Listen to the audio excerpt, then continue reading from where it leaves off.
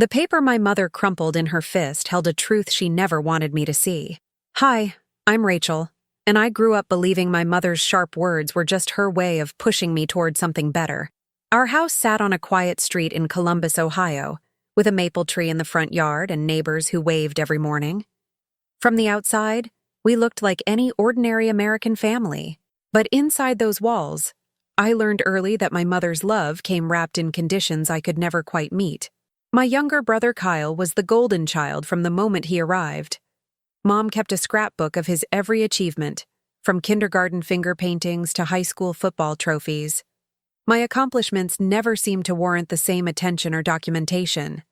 When I made honor roll, she nodded. When Kyle made honor roll, she baked a cake. I told myself it didn't matter, that I didn't need external validation to know my own worth. Dad worked long hours at an accounting firm downtown, leaving early and returning after dinner most nights. He was a gentle man, soft-spoken and kind, who seemed to exist in the spaces between my mother's opinions. When conflicts arose, he retreated behind newspapers or yard work. I never blamed him for avoiding confrontation. Living with my mother required survival strategies, and his was simply to stay invisible whenever possible. I paid my own way through community college, working nights at a grocery store while attending classes during the day. The exhaustion was constant, but so was my determination. Mom said community college was a waste of time, that I should have tried harder to get into a real university. She compared me to Kyle, who had earned a partial scholarship to Ohio State. Her comparisons felt like tiny cuts that accumulated into something much deeper. Graduation day arrived on a humid May afternoon.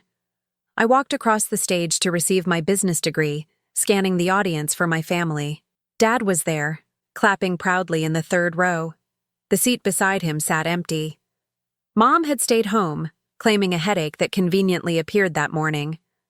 Kyle texted his congratulations from his fraternity house. I smiled for the photographer anyway, holding my diploma like proof of something only I understood. The job search that followed felt overwhelming at first. I applied to dozens of positions, tailoring each resume and cover letter carefully. Rejections piled up in my email inbox like unwanted gifts. Mom suggested I was aiming too high, that I should accept my limitations and find something simple. Her words stung more than the rejection letters ever could. I kept applying anyway, refusing to let her pessimism become my prophecy. Then, sweet mornings appeared like an unexpected sunrise. The bakery was looking for an assistant manager, someone with business knowledge and a willingness to learn. I walked in for my interview wearing my best blouse and rehearsed answers in my head. Mrs. Patterson, the owner, was a silver-haired woman with flour-dusted aprons and warm eyes. She asked about my dreams rather than just my qualifications. I left feeling hopeful for the first time in months. The call came 3 days later while I was folding laundry in my tiny apartment. Mrs. Patterson offered me the position with a starting salary that exceeded my expectations. I accepted immediately, then sat on my bed crying tears I hadn't realized I was holding. This was my chance to prove that my path, however unconventional, could lead somewhere meaningful.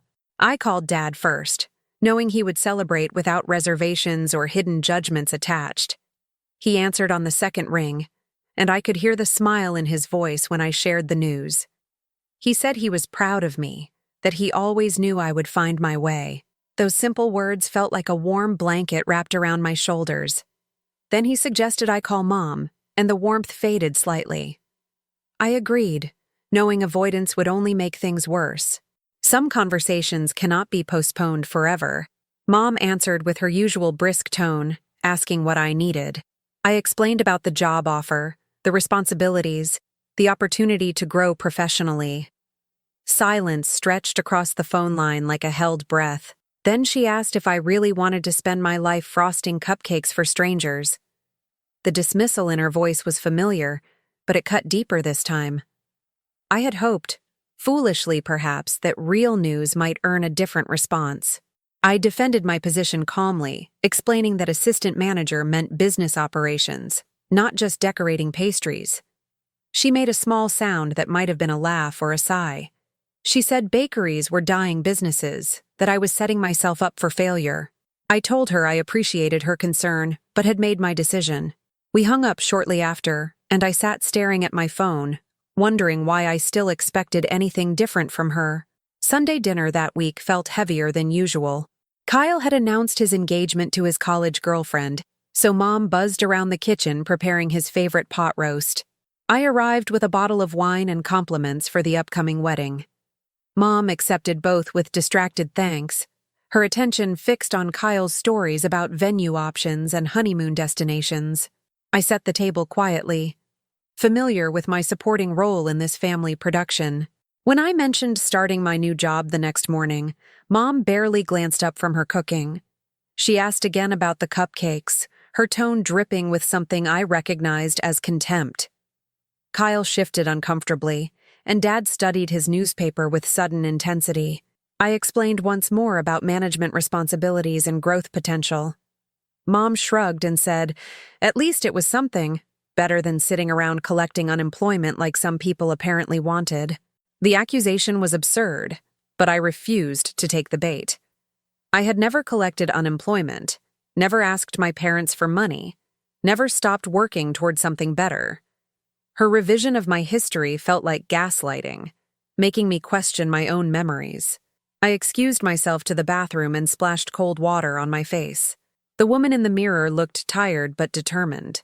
I would not let her rewrite my story. My first day at Sweet Mornings felt like stepping into a world where I actually belonged. Mrs. Patterson showed me the inventory systems, introduced me to the staff, and explained her vision for the business. The bakery smelled like cinnamon and possibility, sweet and full of potential. By the end of that week, I had memorized every product and learned each employee's name. This job was more than a paycheck. It was becoming a calling. Months passed, and I grew into my role with confidence I hadn't known I possessed.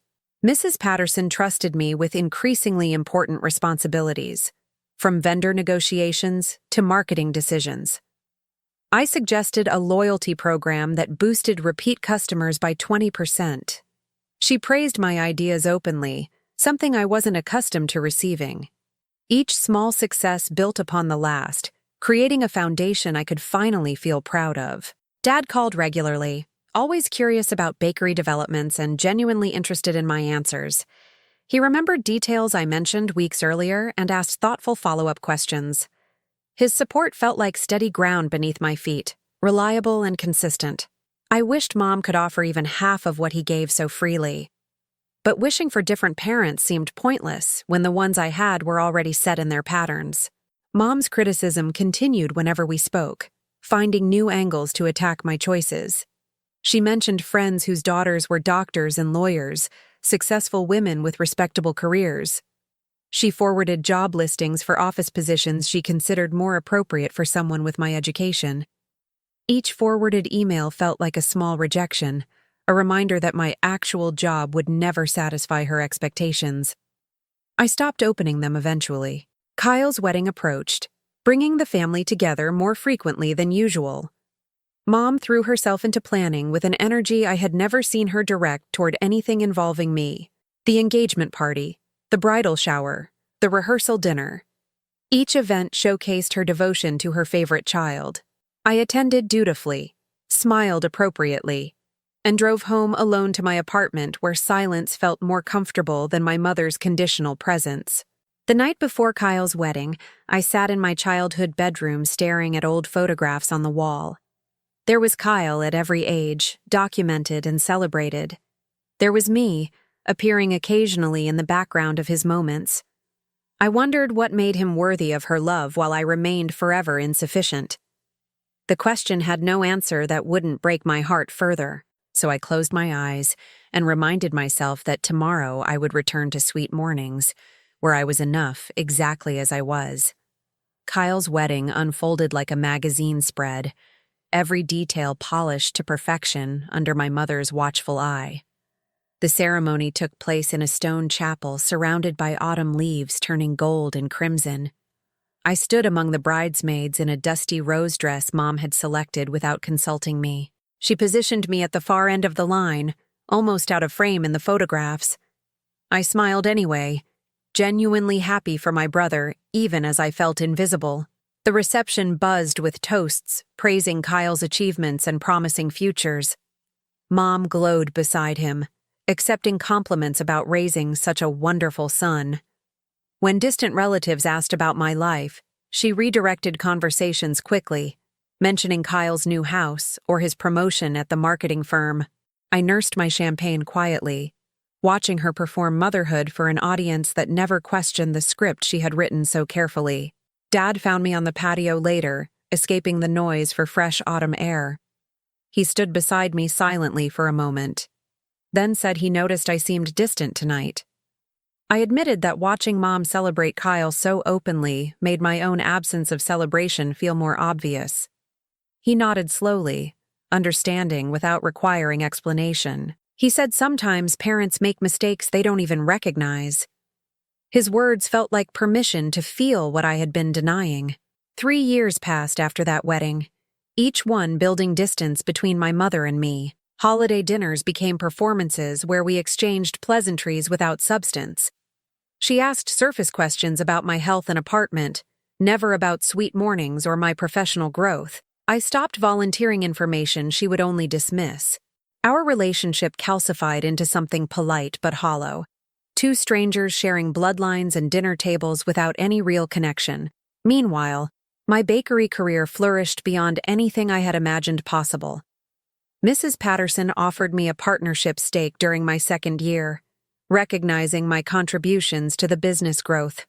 I signed the papers in her office with trembling hands and tears threatening to fall. This wasn't just a job anymore. I owned part of something real, something I had helped build from modest beginnings into a thriving community fixture. I made the mistake of sharing this news with Mom, hoping partnership might finally qualify as a respectable achievement. She picked up the contract pages slowly, scanning the legal language with her reading glasses perched on her nose. Then she laughed, cold and brittle like winter branches breaking. She said I was buying into a sinking ship, that small bakeries never survived economic downturns. Her dismissal felt rehearsed, almost automatic. I asked why she couldn't just be happy for me, just once, without conditions or criticism attached. Her eyes narrowed dangerously, and she said happiness required something worth celebrating. A bakery partnership wasn't a medical degree or law practice.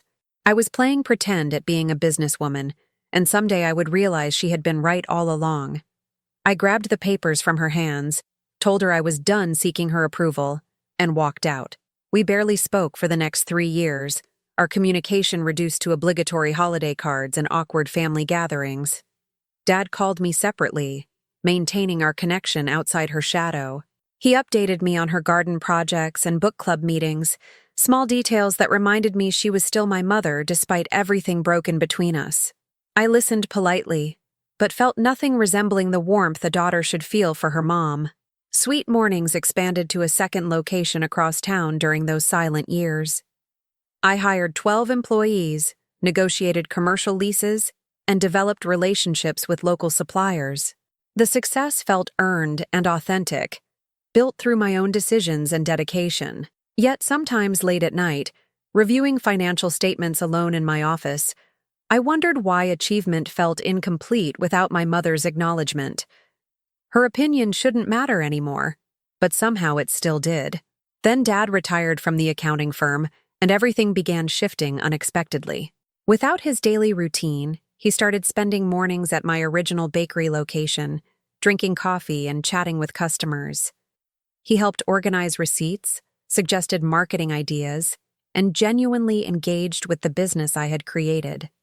His presence felt like validation I hadn't known I was still craving after all these years of independence. One Thursday afternoon, rain streaking the windows in gray sheets, Dad called and asked me to come by the house after closing. Mom had gone to visit her sister in Indiana for the week. His voice sounded serious, almost nervous, unlike his usual calm demeanor. I drove over with anxiety tightening my chest, imagining bad health news or divorce announcements. The possibilities spiraled darker with each mile closer to my childhood home. I found him sitting at the kitchen table with a shoebox and an expression I couldn't interpret. The house felt different without Mom's presence, quieter and somehow safer. He pushed the box toward me slowly, saying he found it while cleaning the attic last weekend. Mom had hidden it behind old Christmas decorations, probably hoping nobody would ever discover what she had buried there for decades. Inside the box were photographs, letters, and yellowed newspaper clippings from another era entirely. I lifted the first photo carefully, studying the young woman captured in faded color. She wore a flour-dusted apron and stood before a small storefront, her smile wide and unguarded with genuine joy. The sign behind her read, "Sunnyside Cafe," in cheerful hand-painted letters. This woman looked nothing like the mother I knew. Dad explained quietly that this was Mom before they ever met, before marriage and children and whatever happened to change her. She had owned a breakfast restaurant in her early 20s, working exhausting hours to keep her dream running. The newspaper clippings were local features celebrating her homemade biscuits and welcoming atmosphere. Reporters had called her an inspiration for young female entrepreneurs in an era when women rarely owned businesses. I stared at those images, trying to reconcile this ambitious young woman with the mother who mocked my bakery dreams relentlessly. The contradiction felt impossible to resolve. Why would someone who had pursued her own culinary business attack her daughter for doing exactly the same thing? The question sat between Dad and me like something fragile and dangerous, waiting to be examined more closely. The letters were correspondence between Mom and my grandmother, who passed when I was 7 years old. I remembered Grandma as a stern woman who smelled like lavender and rarely smiled. In one letter, Grandma criticized the restaurant as an embarrassing waste of potential. She called it a greasy little diner, unworthy of their family's reputation in the community. She threatened disownment if Mom didn't pursue something more respectable immediately. Reading those words, decades old but still sharp as fresh wounds, I felt something crack open inside my chest. Grandma had done to Mom exactly what Mom had done to me. The cruelty was inherited, passed down like a family heirloom nobody wanted but couldn't escape. My mother's dismissal of my dreams wasn't random meanness. It was a pattern learned from her own painful experience with rejection. Dad continued softly, filling in details the letters didn't contain. The cafe closed after 2 difficult years under Grandma's relentless pressure. Mom surrendered her business, enrolled in secretarial school, and met Dad at her first office job. She buried that chapter so deeply that even he only learned fragments over their decades of marriage. The shoebox had remained hidden, holding memories too painful for her to face willingly or share openly. I asked Dad why she would repeat the same cruelty that broke her own dreams. He shook his head slowly, saying hurt people sometimes hurt others without meaning to cause harm. Perhaps seeing my success reminded her of everything she had lost and abandoned. Perhaps it was easier to dismiss my path than confront the grief she had never properly mourned or processed into something healthier. I took the shoebox home with me that night, cradling it like something precious and dangerous. The rain had stopped, leaving the streets shining under streetlights as I drove back to my apartment. Everything I thought I understood about my mother had shifted into something more complicated. She wasn't simply cruel or dismissive. She was broken, carrying wounds that had never healed properly, passing her pain forward to the next generation without even recognizing the pattern she perpetuated. Over the following week, I studied every photograph until I could trace the lines of my mother's younger face with my eyes closed. She had been beautiful in a way that photographs struggle to capture fully, radiant with purpose and unbroken dreams. The woman in those images believed she could build something meaningful from flour and butter and early morning determination. I recognized that belief because I had carried it myself through every obstacle and dismissal. The letters revealed more with each reading, layers of manipulation and conditional love that mirrored my own experiences too closely. Grandma had weaponized disappointment, wielding it like a tool to shape her daughter into something more acceptable. She praised Mom's sister for marrying well while criticizing Mom's independence as selfishness disguised as ambition. The patterns were so familiar, they made my stomach turn with recognition and unexpected grief for my mother. I called Dad several times that week, asking questions about Mom's past that he answered carefully. He said she never spoke about Sunnyside Cafe voluntarily, and he learned to avoid the subject after early attempts caused her to withdraw completely. The grief she carried was locked away so tightly that even her husband couldn't access it. Their marriage worked around this hidden wound like water flowing around a stone. Mom returned from Indiana on Sunday evening, and I texted asking her to meet me at Sweet Mornings the following afternoon. She agreed with obvious reluctance, probably expecting another argument about her constant disapproval of my choices. I didn't explain what I actually planned. Some conversations require physical presence and the inability to hang up when things become uncomfortable. This would be one of those conversations. I barely slept that night, rehearsing what I wanted to say and imagining her possible responses. The shoebox sat on my kitchen table like evidence in a trial I had never asked to prosecute. Part of me wanted to confront her with accusations and demand explanations for years of emotional dismissal. Another part just wanted to understand the woman who had hurt me so thoroughly while apparently carrying her own devastating wounds beneath the surface. Monday afternoon arrived gray and overcast, matching my uncertain mood perfectly. I prepared coffee and her favorite lemon scone, arranging them on a corner table away from other customers. When she walked through the bakery doors, I watched her face carefully for any reaction. She looked around at the cheerful displays and busy atmosphere with an expression I had never witnessed before. It resembled longing mixed with something sharper, almost like grief. She sat down across from me, commenting that the place looked nice, almost surprised by her own compliment. I thanked her quietly and pushed the coffee toward her waiting hands. We made small talk about her sister's health and the drive back from Indiana. The shoebox sat in my bag beneath the table, waiting for the right moment. I let the conversation breathe naturally before steering it toward more dangerous territory. Finally, I reached down and placed the box between us on the table. Her face transformed instantly from polite neutrality to raw recognition, then something that might have been terror. She asked where I found it, her voice barely above a whisper. I explained that Dad discovered it in the attic while cleaning. She reached for the box with trembling hands, as if approaching something that might burn her. She opened the lid slowly, and tears began streaming down her cheeks before she even touched the first photograph inside.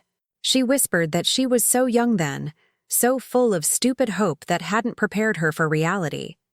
I told her that hope was never stupid, that dreaming of something better took courage she should still be proud of.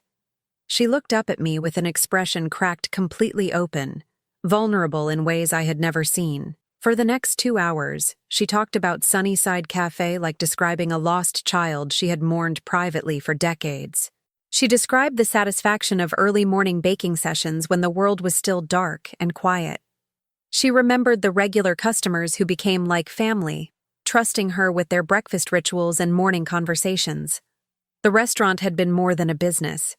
It was her identity before she learned to bury that part of herself. She admitted that Grandma's criticism had been relentless and surgical in its precision. Every choice was questioned, every success diminished, every dream reframed as embarrassing selfishness. When the cafe finally closed, Mom felt like a failure who deserved the shame her mother had predicted all along. She enrolled in secretarial school because fighting felt impossible when the person attacking you was supposed to love you unconditionally instead. I asked the question that had haunted me since reading those letters in my apartment. Why had she repeated the same cruelty with me when she knew exactly how much it hurt? She covered her face with her hands, shoulders shaking with sobs she couldn't control. The other customers glanced over curiously, but I ignored them completely. This moment belonged only to us and the decades of pain we were finally addressing. She said she thought she was protecting me from the same heartbreak she had experienced. If I never tried, I couldn't fail. If I aimed lower, I couldn't fall as far. Her twisted logic had convinced her that discouragement was actually love in disguise. Tough wisdom from someone who understood the dangers of dreaming too boldly. She never realized she had become her own mother, perpetuating wounds instead of healing them properly. I reached across the table and held her trembling hands in mine. I said that protecting me would have meant supporting my dreams, not systematically crushing them over years. Real love celebrates someone's courage even when the path seems risky or unconventional. She nodded slowly, acknowledging the truth she had avoided confronting for my entire adult life. Her fear had worn the mask of criticism, and her grief had disguised itself as disapproval. She asked if I could ever forgive her for the years of dismissal and cutting remarks. I told her honestly that forgiveness would take time, that trust required rebuilding through consistent different behavior. Words alone couldn't repair what had been broken between us. But I was willing to try if she was willing to actually change rather than simply apologizing without transformation. She agreed, squeezing my hands like a promise. Before leaving that afternoon, she asked hesitantly if she could help around the bakery sometimes, not managing or controlling anything, just contributing in small ways that might let her reconnect with something she had lost decades ago. I agreed cautiously, suggesting Wednesday mornings when the pace was manageable. Her face brightened with something resembling genuine hope, an expression I recognized from those old photographs of her younger self. The first Wednesday felt awkward, both of us navigating unfamiliar territory carefully. She arranged display cases and chatted with customers while I observed from a careful distance. By the third week, she was suggesting arrangement improvements and remembering regular customers by name. Watching her rediscover joy in a bakery environment felt like witnessing resurrection, something dead returning slowly to life against all reasonable expectations. Our relationship remained imperfect, carrying scars from old wounds that still ached during vulnerable moments. Sometimes she slipped into old patterns, making comments that stung before she caught herself and apologized. I learned to address these moments directly, rather than swallowing hurt silently. We were both learning new ways of relating after decades of dysfunction. Progress wasn't linear, but it was real and measurable. Today, 5 years after that afternoon conversation, Sweet Mornings has 4 locations across the county. Mom still comes every Wednesday, though now she also tests new recipes and mentors young employees with patience I never witnessed during my own childhood. The shoebox sits on my office shelf, a reminder of where we both came from and how far we've traveled together. Some wounds never disappear completely, but they can become part of a larger story of healing. Sometimes a young woman walks in wearing the nervous determination of someone chasing an impossible dream against discouraging odds. I recognize that expression because I wore it myself for years. I serve her our best coffee and tell her that whatever she's building matters deeply. Every single dream deserves protection and encouragement, especially the ones that scare us most. My mother taught me that truth, though not in the way she originally intended. The Wednesday morning tradition became something I looked forward to in ways that surprised me deeply. Mom arrived at 7 sharp, tying her apron with movements that grew more confident each week. She had started bringing her own recipe ideas, scribbled on index cards in her careful handwriting. Some were adaptations of dishes she remembered from Sunnyside Cafe, resurrected from memory after decades of dormancy. Tasting them felt like meeting a version of my mother I never knew existed. Dad started joining us occasionally, sitting in the corner booth with his newspaper and bottomless coffee refills. Watching my parents together in this space felt surreal, like witnessing an alternate timeline where things had always been different. They held hands sometimes, a tenderness I rarely saw during my childhood years. The bakery had become neutral ground where our family could exist without the weight of old patterns pressing down constantly. One morning, Mom brought a photograph I had never seen before. It showed her and Grandma standing together outside Sunnyside Cafe, both wearing aprons and forced smiles. She explained that Grandma had visited exactly once, criticizing everything from the menu to the tablecloths before leaving early. That single visit had devastated her more than months of letters combined. Having her mother physically dismiss her dream made the rejection feel permanent and complete. I asked why she kept this particular photograph when it held such painful memories attached to it. She said it reminded her that she had once been brave enough to try, even knowing the cost. The cafe represented a version of herself that existed before fear won completely. Looking at that photo helped her remember that courage had lived inside her once, even if she had buried it beneath decades of safer choices. We hung the photograph in my office beside the shoebox, creating a small shrine to dreams both abandoned and reclaimed. Mom cried the first time she saw them displayed together, then laughed at herself for being so emotional over old memories. I told her that emotions weren't weakness, that feeling things deeply meant she was still alive enough to heal. She hugged me then, properly and completely, something she rarely did during my growing up years. The fourth Sweet Mornings location opened on a rainy Tuesday in March, and Mom insisted on being there for the ribbon-cutting ceremony. She stood beside me holding one end of the giant scissors, both of us grinning for the local newspaper photographer. The article mentioned our family bakery tradition, though it didn't capture the complicated journey that brought us to this moment. Some stories are too layered for newspaper word counts to contain. Kyle visited that week with his wife and their new baby daughter, my first niece named Eleanor. Mom held the baby with practiced ease while I watched from across the room, waiting for the familiar jealousy to surface. It didn't come. Something had shifted inside me since our reconciliation began. Kyle wasn't competition anymore, just my brother with his own life and his own relationship with our mother. I held Eleanor later, marveling at her tiny fingers wrapped around mine with surprising strength. Mom watched us with an expression I recognized from old photographs of herself, pure and uncomplicated joy without conditions attached. She said I would make a wonderful mother someday if I chose that path. The comment felt different than her previous remarks about my life choices. It was an observation, not a judgment. Dad pulled me aside before they left, saying he was proud of how I had handled everything with Mom. He admitted feeling helpless during my childhood, watching her repeat patterns he didn't know how to interrupt safely. His own conflict avoidance had contributed to my pain, and he acknowledged that with humility I appreciated deeply. We were all imperfect people doing our best with the tools we had at the time.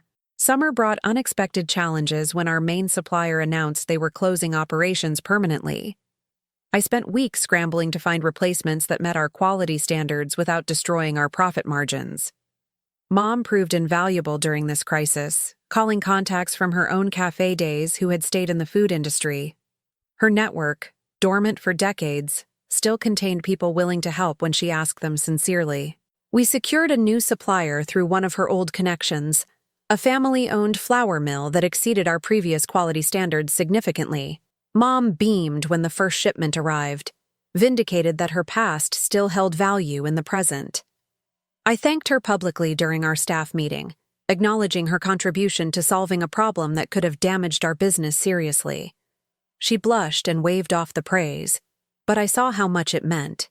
That fall, a local business magazine requested an interview about Sweet Mornings and our expansion story. The reporter asked about my inspiration for entering the bakery industry, and I found myself telling the truth for the first time publicly. I described my mother's hidden past, her abandoned dreams, and our complicated journey toward reconciliation. The vulnerability felt terrifying, but also necessary, like finally exhaling a breath held for years. Mom read the article 3 times when it published, crying through each reading without embarrassment. She said seeing our story in print made it feel real in ways that conversations couldn't achieve. Other people would read about Sunnyside Cafe and know it existed, that her dream had been real before it disappeared.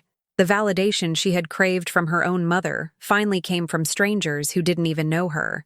Winter holidays that year felt genuinely warm for the first time in my adult memory. We gathered at the original Sweet Mornings location after closing, decorating sugar cookies and drinking spiced cider together. Kyle and his wife brought Eleanor, now crawling energetically across flour-dusted floors.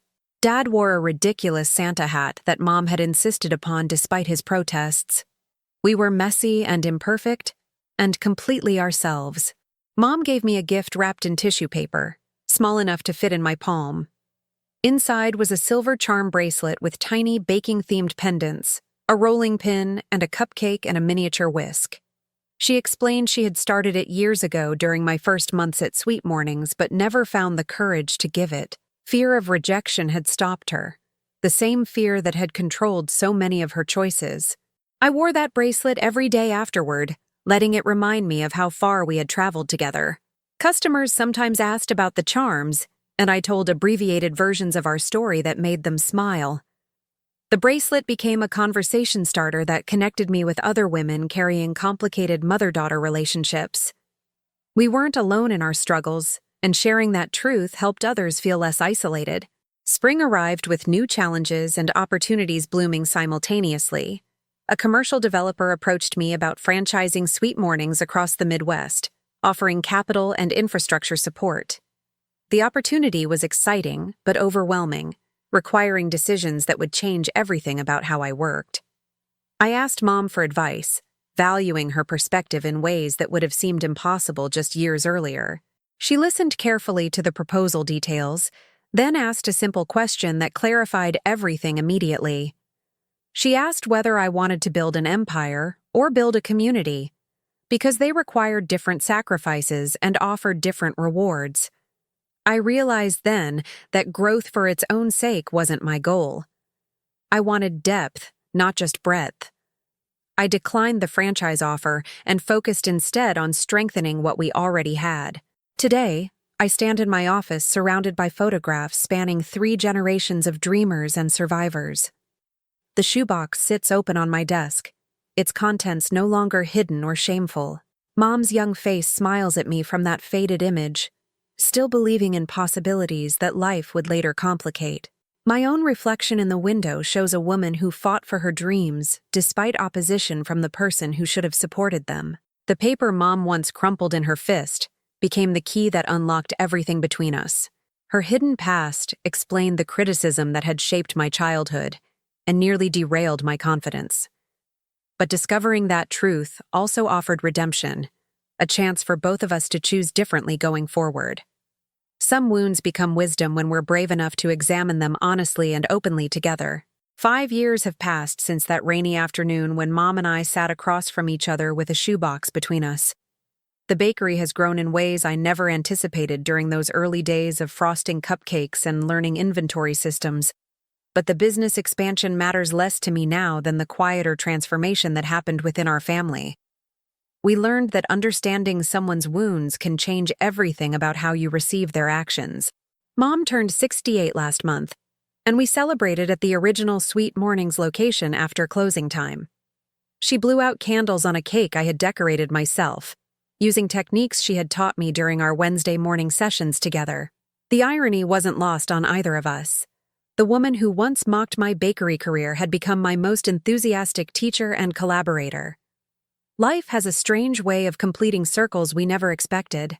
Dad sat beside her during the party, holding her hand with the quiet devotion that had characterized their entire marriage. He had been the bridge between us during our darkest years, maintaining connections when direct communication felt impossible. I thanked him publicly that night for never giving up on either of us.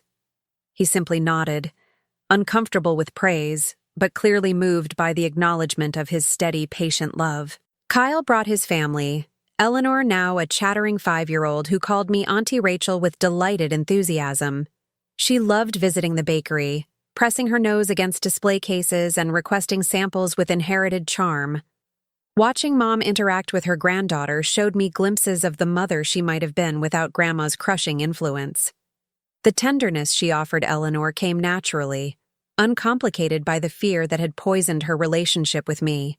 I wondered sometimes whether Eleanor would face similar struggles when she grew older and started dreaming her own dreams. Would Kyle and his wife support her unconditionally, or would old patterns resurface in unexpected ways? I made a private promise to be the aunt who always encouraged her, who celebrated every ambition without judgment. Breaking generational cycles requires conscious effort from everyone willing to participate in the healing. The magazine article about our story had unexpected consequences that rippled outward for months afterward. Women wrote to me sharing their own complicated mother relationships, describing criticism that had shaped their self-worth for decades. Some were daughters seeking understanding. Others were mothers recognizing their own harmful patterns with horror and regret. Our vulnerability had created space for others to examine their own family wounds honestly. I started a small support group that met monthly at the bakery after hours. We called ourselves the Wednesday Women, honoring the day that had transformed my relationship with Mom. Participants shared stories of dismissal and conditional love, of dreams crushed and confidence undermined by the people who should have protected them. The conversations were painful, but also healing, proving that witnessed pain loses some of its power to isolate us. Mom attended one meeting at my invitation, listening silently as other women described experiences that mirrored her treatment of me. She cried quietly in the corner, confronting the impact of her behavior reflected through strangers' stories. Afterward, she thanked me for including her, saying she needed to hear those perspectives to fully understand what she had done. Her willingness to sit with that discomfort showed growth I hadn't dared to expect. Mrs. Patterson passed away peacefully last autumn, leaving me full ownership of Sweet Mornings in her will. The loss devastated me in ways I hadn't anticipated. Despite knowing her health had been declining for months, she had believed in me when I couldn't believe in myself, offering opportunities that changed my entire life trajectory. I spoke at her funeral about mentorship and the profound responsibility of nurturing someone else's potential. Mom sat in the front row during that service, crying openly for a woman she had barely known but deeply appreciated. She approached Mrs. Patterson's daughter afterward, thanking her for sharing her mother with our family. The generosity of that gesture touched me deeply. Mom was learning to acknowledge good things other people had contributed, releasing the jealousy that had once made her competitive with anyone who supported me. We scattered some of Mrs. Patterson's ashes in the garden behind the original bakery location, with her family's blessing and participation. Roses grow there now, blooming every summer in colors she would have loved.